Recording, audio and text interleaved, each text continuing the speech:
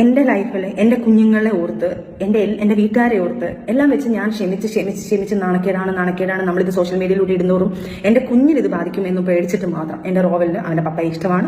എൻ്റെ കുഞ്ഞിന് ഇത് ബാധിക്കും എന്ന് കരുതി മാത്രമാണ് ഞാൻ ഇതുവരെ മിണ്ടാത്തത് എന്നുള്ളതാണ്.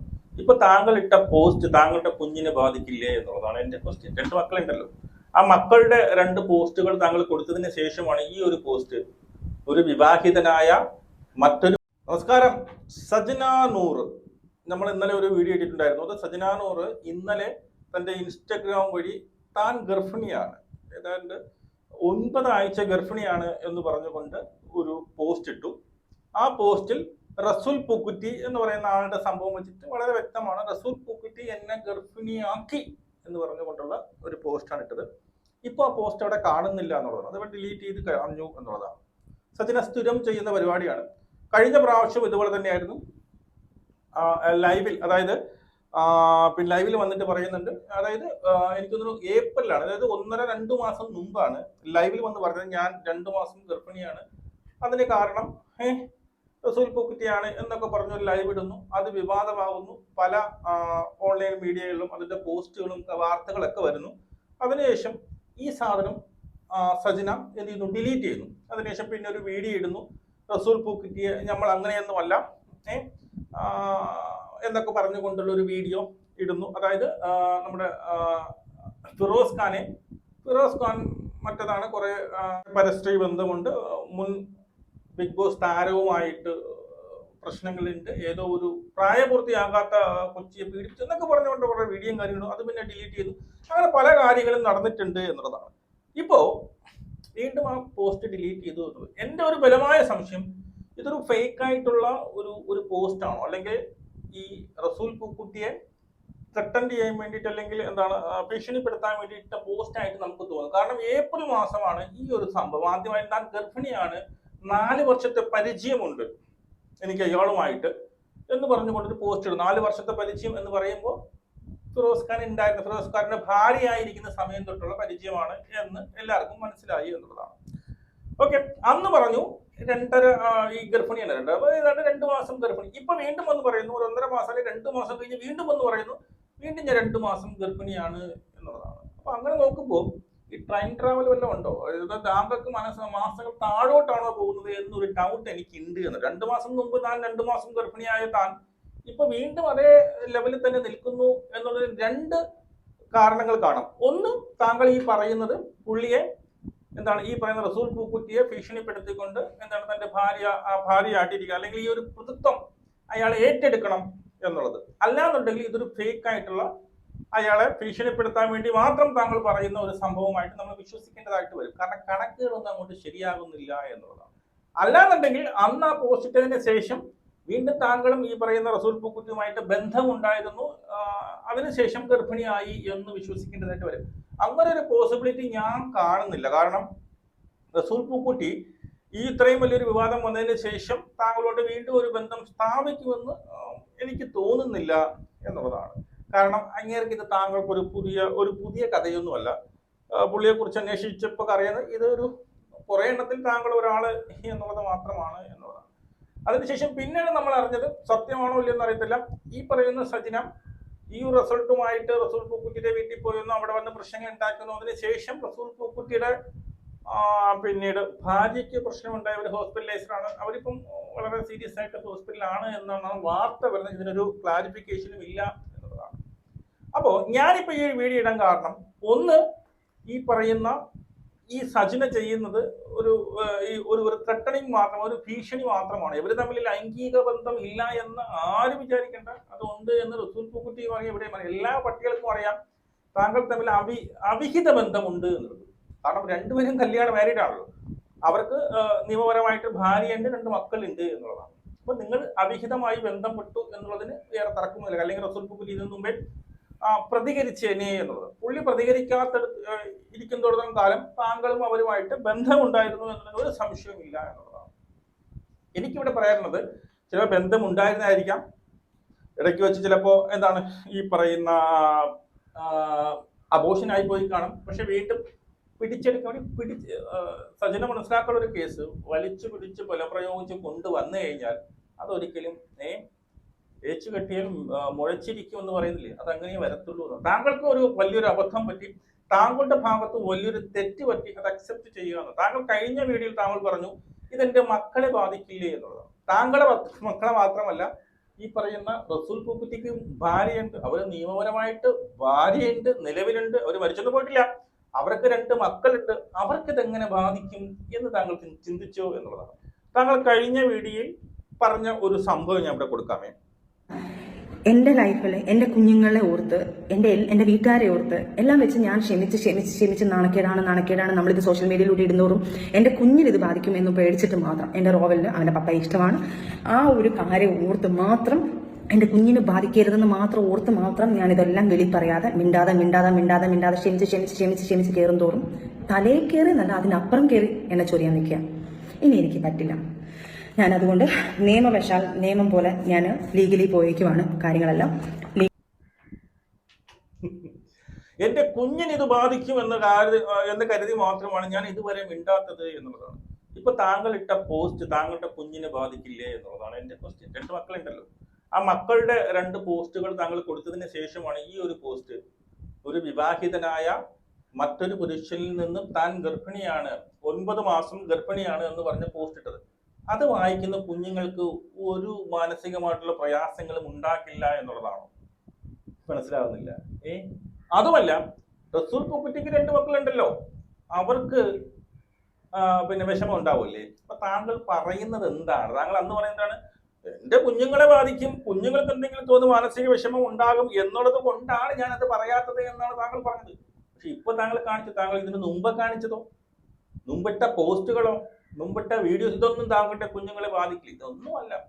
താങ്കൾക്ക് എന്താണ് ഈ പറയുന്ന താങ്കൾ പറയുന്നുണ്ട് താങ്കളുടെ മുൻ ഭർത്താവ്, ഇതിപ്പോ 3ാമത്തെ വിവാഹമാണ്, 2 കുട്ടികളെ വീണ്ടും താങ്കൾ ഗർഭിണിയായിക്കൊണ്ടിരിക്കുകയാണ്. എന്തിനാണ് സംഭവം? എന്തോ ആയിക്കോട്ടെ. അപ്പോ ആ ഭർത്താവ് ശരിയല്ല, അവർക്ക് അന്യ സ്ത്രീകളുമായിട്ട് ബന്ധമുണ്ട്, മറ്റേതാണ് മറിച്ചതാണെന്ന് പറയുമ്പോൾ താങ്കൾ ഒരു കാര്യം പിന്നെ സമ്മതിക്കേണ്ടി വരും. അതേ സമയത്ത് താങ്കൾക്കും മറ്റുള്ളവരുമായിട്ട് ബന്ധമുണ്ടായിരുന്നു എന്ന് താങ്കൾ സമ്മതിക്കേണ്ടതായിട്ട് വരും. അതിനുള്ള പ്രൂഫ് താങ്കൾ തന്നെ കൊടുക്കുകയാണ്. താങ്കളുടെ ഉദ്ദേശം കൊണ്ടുവന്ന ആൾക്കാരെല്ലാം അറിഞ്ഞെടുത്തു പോയി ഡിലീറ്റ് ചെയ്ത് കളയും. താങ്കൾക്ക് എങ്ങനെയെങ്കിലും ത്രെട്ടൺ ചെയ്ത് ഭീഷണിപ്പെടുത്തി ഈ റസൂൽ പൂക്കുറ്റിയെ തന്റെ ഭർത്താവാക്കണം, അങ്ങനെ ആക്കിയിട്ട് താങ്കൾക്ക് എന്ത് ഫലമാണുള്ളതെന്ന് എനിക്ക് ഒരു പിടുത്തവുമില്ല. എനിക്ക് തോന്നുന്നില്ല അങ്ങേര് താങ്കളെ ഏറ്റെടുക്കുമെന്ന് എനിക്ക് തോന്നി. ഇനി നിങ്ങൾ DNA ആ ടെസ്റ്റൊക്കെ വെച്ച് കോടതി വഴി ഫൈറ്റ് ചെയ്ത് വല്ല എന്തെങ്കിലുമൊക്കെ കിട്ടും നക്കാപ്പിച്ച എന്നുള്ളതല്ലാതെ വേറെ ഒന്നും എനിക്ക് തോന്നുന്നില്ല എന്നുള്ളതാണ്. ഇതിനോടൊപ്പം ഇവർ പറഞ്ഞ മറ്റു പല കേസുകളും കൊണ്ട് ആ ഒരു വീഡിയോയുടെ ക്ലിപ്പും കൂടി നമുക്കിവിടെ വയ്ക്കാം. ഓക്കെ, നിങ്ങൾ ചിന്തിച്ചാൽ മതി. ആ സമയത്ത് ഈ പറയുന്ന ആൾ എൻ്റെ കൂടെ ഉണ്ടെങ്കിൽ, ഞാൻ അതിന് വേണ്ടിയിട്ടാണ് ഈ വീഡിയോ ചെയ്യുന്നുണ്ടെങ്കിൽ, തൊട്ടുപുറകെ ഇയാൾക്ക് അറിയാവുന്ന കാര്യമല്ല, ഇയാൾ വെച്ചേക്കുവോ, ഇതെല്ലാം വന്ന് വിളിച്ച് പറയത്തില്ല ഇയാള്. എനിക്കാണ് ഇവിടെ സജിന പറയുന്നത് റസൂൽ പൂക്കുറ്റിയെ എങ്ങനെയാണ് ബന്ധപ്പെട്ടത്, ഞാനും അയാളുമായിട്ട് ഒരു ബന്ധവുമില്ല, ഇത് വെറുതെയാണ് പറയുന്നത് എന്ന് സമർത്ഥിക്കാൻ വേണ്ടി പറഞ്ഞൊരു സാധനമാണ്. കേൾക്കണം. ഒരു സാധനം ആ പുള്ളി എനിക്ക് ഇനി തെളിയിക്കാൻ എനിക്ക് ആകെപ്പാടെ എൻ്റെ ഒരു കൂട്ടുകാരിയുടെ മെസ്സേജുകൾ മാത്രമേ ഉള്ളൂ. ഞാൻ പുള്ളിയായിട്ട് നമ്മൾ പൊങ്ങച്ചത്തോടെ പറയും ഈ പുള്ളിക്കാരനെ ഇത്ര വർഷമായിട്ട് എനിക്ക് പരിചയമാണ്, ഇത്ര വർഷം അങ്ങനെ പറഞ്ഞ് പോയിട്ടുണ്ടായിരിക്കും. ഞാൻ 4 വർഷമോ 5 വർഷമോ 10 വർഷം എന്നൊക്കെ ഞാൻ പറഞ്ഞിട്ടുണ്ടായിരിക്കാം. 10 വർഷം ഒന്നും ഞാൻ പറഞ്ഞിട്ടില്ല. അതായത് ഞാൻ പൊങ്ങച്ചം കൊണ്ട് പറഞ്ഞു കഴിഞ്ഞാൽ 4 വർഷമായിട്ട് ഈ പുള്ളിയുമായിട്ട് എനിക്ക് പരിചയമുണ്ട്. ഞാൻ അപ്പൊ അങ്ങ് അറിയാതെ പറഞ്ഞു പോയത് പൊങ്ങച്ചം കൊണ്ട്. റസൂൽ പൂക്കുറ്റി എന്ന് പറയുന്നത് ഓസ്കാർ നേടിയ ഒരു ആൾക്കാർക്കൊക്കെ ലോകം മൊത്തം അറിയാവുന്ന ഒരു വരും. അതുകൊണ്ട് ഞാൻ പൊങ്ങച്ചം കൊണ്ട് പറഞ്ഞതാണ്. എനിക്ക് അത്രയ്ക്കുള്ള ബന്ധമൊന്നും ഇല്ല എന്നാണ് ഈ സജിന പറയുന്നത്. പക്ഷെ സജിനയുടെ വാക്കുകളിൽ തന്നെ 4 വർഷം മുമ്പേ ഇവർക്ക് ബന്ധമുണ്ട് എന്ന് പ്രൂഫ് അവർ തന്നെ തരുന്നുണ്ട് എന്നുള്ളതാണ് സത്യം. അത് പിടിച്ചുള്ള ആൾക്കാരുടെ പറയല്ലേ ദേവി, ഇത് പറയുമ്പോൾ പേടിയാണ് സത്യം പറഞ്ഞാൽ. 4 വർഷത്തെ പരിചയം എന്ന് പറഞ്ഞാണുമായിരിക്കും. ആ സാധനം ഞാൻ തെളിവ് കാണിക്കാം. ഒറ്റ എന്നൊരു മൂവി സമയത്ത് ഞാൻ ഈ പറഞ്ഞ പുള്ളിയെ ഞാൻ പരിചയപ്പെടുന്ന ആ സമയത്ത് അതിനകത്ത് ആ സിനിമയിൽ എൻ്റെ ഒരു കൂട്ടുകാരി പാടിയിട്ടുണ്ടായിരുന്നു. ആ പുള്ളിക്കാരിയുടെ ഒരു ഇതിനകത്ത് ഞാൻ കൂടെ പോയ സമയത്ത് ആ സമയത്ത് പുള്ളിക്കാരനെ ഒന്ന് കണ്ടിരുന്നു. ഞാൻ സാറിന് പറഞ്ഞ് ഞാൻ നിന്നിട്ടുണ്ട്. അവിടെ ഞങ്ങൾ 2 പേരും കൂടെ നിന്ന് പുള്ളിക്കാരി പാട്ട് പറഞ്ഞ് ഞാൻ മിണ്ടിയിട്ട് പോലും പുള്ളി ഇരിക്കുന്നത്. അവിടെ നിന്ന് ഇറങ്ങിയപ്പം ഞാൻ മിണ്ടിയിട്ട് പോലുമില്ല.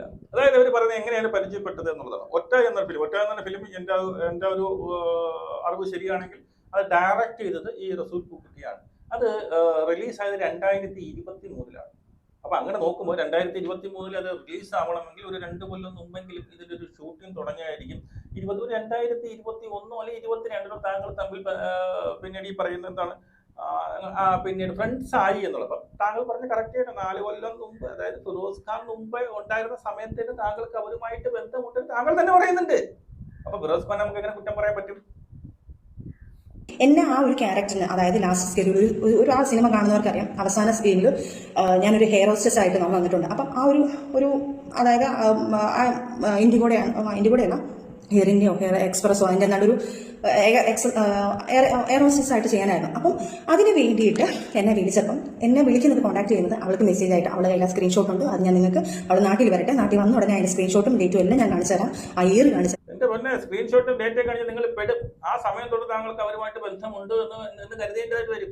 ഇത് 2023 ഒറ്റ റിലീസ് ആവുന്ന 2021 എന്റെ ഷൂട്ടിംഗ് തുടങ്ങി കാണും. ആ സമയം തൊട്ട് താങ്കൾക്ക് റസൂൽ പൂക്കുറ്റിയുമായിട്ട് ബന്ധമുണ്ടെന്ന് താങ്കൾ തന്നെ പറയുന്നുണ്ട്. അപ്പൊ 4 കൊല്ലമായിട്ട് ബന്ധമുണ്ട് എന്ന് പറയുന്നത് സംഭവം ശരി തന്നെ. നമുക്ക് തെളിവുണ്ട്. അതുപോലെ ഫിറോസ് ഖാൻ പറയുന്നത് തെളിവുണ്ട്. താങ്കൾ അപ്പോൾ ആ സമയത്ത് ഫിറോസ് ഖാന്റെ ഭാര്യയായിരുന്നു. അന്നേരം പുള്ളി ചോദിക്കുന്നു, ആ കൂടെ വന്ന കുട്ടിക്ക് അഭിനയിക്കാൻ താല്പര്യമുണ്ടോ, ഇങ്ങനെ ഉണ്ടെങ്കിൽ ഈ ഒരു ക്യാരക്ടർ ചെയ്യാൻ താല്പര്യമുണ്ടെന്ന് പറയുന്നു. എന്റെ നമ്പർ കൊടുക്കുമെന്ന് ചോദിക്കുന്നു. അപ്പോൾ ഞാൻ പറയുന്നത്, നീ കൊടുത്തേക്ക് അയച്ചേക്ക്, നീ അയക്കും. ഞാൻ അങ്ങനെയാണ്, കാരണം ഇതിന്റെ സമയത്ത് ഞാൻ ഡിപ്രഷൻ അടിച്ച് കുറേ പ്രശ്നങ്ങളിൽ നിൽക്കുകയാണ് ഞാൻ. അപ്പം ഞാൻ കൊടുത്തേക്കെന്ന് പറയുന്നു. അവളാണ് ഈ നമ്പർ കൊടുക്കുന്നതും. ആ സിനിമയുടെ സമയത്താണ് ഞാൻ പുള്ളിയെടുത്തൊന്ന് സാറിന് വിളിച്ച് സംസാരിക്കുന്നത്. അതിനുശേഷം ലൈഫിലുണ്ടായ പ്രശ്നങ്ങളോട് നല്ല ഫ്രണ്ട്ഷിപ്പായി. ആ സാധനമാണ് ഈ മനസ്സിലായോ? നമ്പർ കൊടുത്തത് ഇവരല്ല, ഏതൊരു പാർട്ടി, അവരൊരു സുഹൃത്ത് പാട്ടുകാരി, അവളാണ് നമ്പർ കൊടുക്കാൻ പറയുന്നത്. ഞാൻ ഡിപ്രഷൻ അടിച്ചിരിക്കുകയായിരുന്നു ഈ പറയുന്ന ഫിറോസ് ഖാന്റെ പ്രശ്നങ്ങളുമായിട്ട്. ആ സമയത്ത് സാധനങ്ങളൊക്കെ പറയുന്നത് നമ്മൾ ഫ്രണ്ട്ഷിപ്പായി. ആ ഫ്രണ്ട്ഷിപ്പ് ഏത് തരത്തിലുള്ള ഫ്രണ്ട്ഷിപ്പാണ് എന്നുള്ളതാണ് ഇപ്പൊ തെളിഞ്ഞു വരുന്നത്. അപ്പൊ താങ്കൾ അവനുമായിട്ട്, അവൻ കാരണം താങ്കൾ ഗർഭിണിയാണ് എന്ന് പറയുന്നത്, ഇതിനൊരു റീലോ അല്ലെങ്കിൽ എന്ത് പ്രൊമോഷനോ ആണെന്ന് പറഞ്ഞുകൊണ്ട് വന്ന് നിങ്ങൾ വീണ്ടും മാറും എന്നുള്ളതാണ്. കാരണം ഇതിന് മുമ്പേ താങ്കൾ പറഞ്ഞിട്ടുണ്ട് എന്നുള്ളത് കൊണ്ടും. അപ്പൊ ആ സമയം തൊട്ട് നിങ്ങൾ ഫ്രണ്ട്ഷിപ്പായി. നിങ്ങളുടെ പിന്നീട് ഈ പറയുന്ന റസൂൽ പൂക്കുറ്റി ഏതെങ്കിലും ഒരു വഴി കിട്ടാൻ വേണ്ടി കാത്തിരിക്കുന്നു. അപ്പം വന്ന് പറയുന്നു, ഈ പറയുന്ന കുടുംബത്തിലെ പ്രശ്നമാണ്, ഞാൻ ഇക്കയായിട്ട് ഒറ്റ ചേർന്ന് പോകുന്നതെന്ന് പറയുമ്പോൾ ലവൻ അവിടെ ചൂണ്ടയിട്ടു, താങ്കൾ അതിൽ പൊരുത്തു എന്നുള്ളതാണ് സത്യം.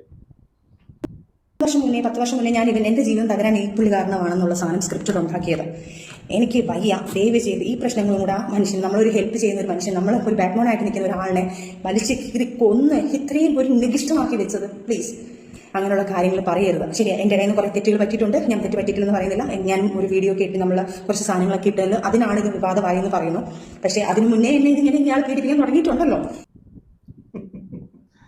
എന്റെ ബാക്ക് ബോണ്ടായ ഒരു മനുഷ്യനെ ഇങ്ങനെയൊന്നും പറയുന്നത് വളരെ തെറ്റാണ്, അങ്ങനെ പറയുന്നത് കള്ളമാണ്, അങ്ങനെ ഒന്നും പറയരുത് എന്ന് ഇവിടെ റസൂൽ പൂക്കുറ്റിയെ എന്ത് ചെയ്യുന്നു, ന്യായീകരിക്കുകയാണ്. ആ ബാക്ക് ബോണ്ട് ആണ് ഇപ്പോഴും ഗർഭമായി മാറിയെന്ന് താങ്കൾ പറയുന്നത്.